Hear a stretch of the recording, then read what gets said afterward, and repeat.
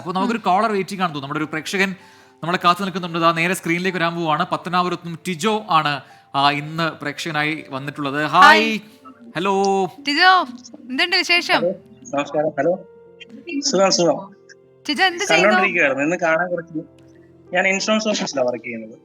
അവിടെ T V വെച്ചിട്ടുണ്ടല്ലേ, ഒന്ന് അതിന്റെ വോളിയം ഒന്ന് മ്യൂട്ട് ചെയ്യാമോ? ഞാൻ തുടക്കത്തിലേ പറഞ്ഞിരുന്നു നമ്മള് അല്ലെങ്കിൽ ഭയങ്കര ഡിസ്റ്റർബിംഗ് ആയിരിക്കും.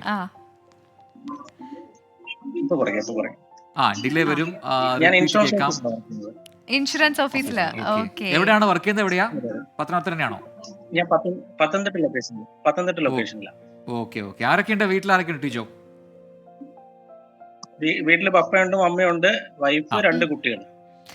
24 തന്നെയാണോ സ്ഥിരം കാണാറ്? നമ്മുടെ പ്രേക്ഷകൻ തന്നെയാണല്ലോ അല്ലേ? സ്ഥിരം കാണുന്നത്. അതെ. ഇന്നലെ പാട്ട് കാണാൻ പറ്റി, ഇന്ന് പാട്ട് കാണാൻ പറ്റില്ല. കുറച്ച് കറണ്ട് ഇല്ലായിരുന്നു, കുറച്ച് ഡിലേ വന്നു. മഴയൊക്കെ ഉണ്ടോ അവിടെ? മഴയുണ്ട്.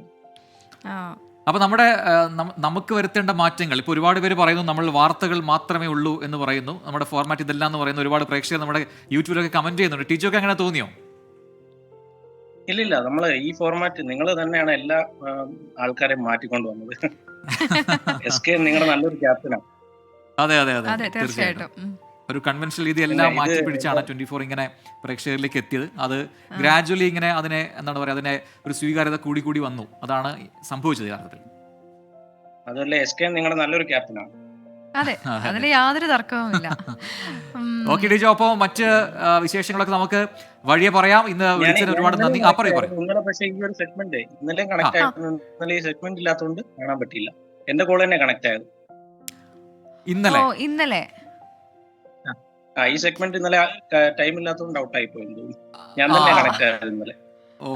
കൂടുതൽ വാർത്തകൾ പെട്ടെന്ന് വന്നു കഴിഞ്ഞാൽ ആ വാർത്തകൾ നമ്മൾ കയറും. അപ്പോൾ സ്വാഭാവികമായിട്ടും മറ്റ് സെഗ്മെന്റുകളിലേക്ക് പോകാൻ കഴിയാതെ വരും. അതാണ്. പിന്നെ നിങ്ങൾ ചോദിക്കാണ്ട് നിങ്ങൾ ബ്രദർ സിസ്റ്റർ ആണോ? ബ്രദറും സിസ്റ്ററും അങ്ങനെ തന്നെയാണെന്നൊക്കെ കരുതിക്കോളൂ. ഇവിടെ വന്ന് പരിചയപ്പെട്ട ബ്രദറും സിസ്റ്ററും ആണെന്നേ ഉള്ളൂ. പ്രവിത എന്നുള്ള പേര് കൊണ്ടാണെന്ന് തോന്നുന്നു ആളുകൾ അങ്ങനെ ചോദിക്കുന്നത്. എന്തുകൊണ്ടായിരിക്കും? എന്തായാലും വിളിച്ച് നന്ദി. എനിക്ക് ലാസ്റ്റ് പറഞ്ഞത് കേട്ടില്ല, ക്ലിയർ ആയില്ല. ലാസ്റ്റ് പറഞ്ഞത് ഒന്നുകൂടി പറയോ? അല്ല, പ്രേക്ഷകർക്ക് എല്ലാവർക്കും ഒരു കുറച്ച് ഡൗട്ട് ഉണ്ട്, നിങ്ങൾ ബ്രദർ സിസ്റ്റർ ആണോ? അതാ ഒരേപോലെ പേരുള്ളത് കൊണ്ടായിരിക്കാം. ഓക്കെ, എന്തായാലും സംസാരിക്കാൻ സാധിച്ചതിൽ ഒരുപാട് സന്തോഷം Tijo. Good night. Thanks for calling. അപ്പൊ അതാണ് പത്തനാപുരത്ത് നിന്ന് ടിജോ ആണ് നമ്മളോട് ഇപ്പോൾ സംസാരിച്ചത്. അപ്പോൾ ഇതുപോലെ പ്രേക്ഷകർ നമ്മളെ വിളിക്കുന്നത് നമുക്കും വലിയൊരു ഊർജ്ജം തരുന്നുണ്ട്.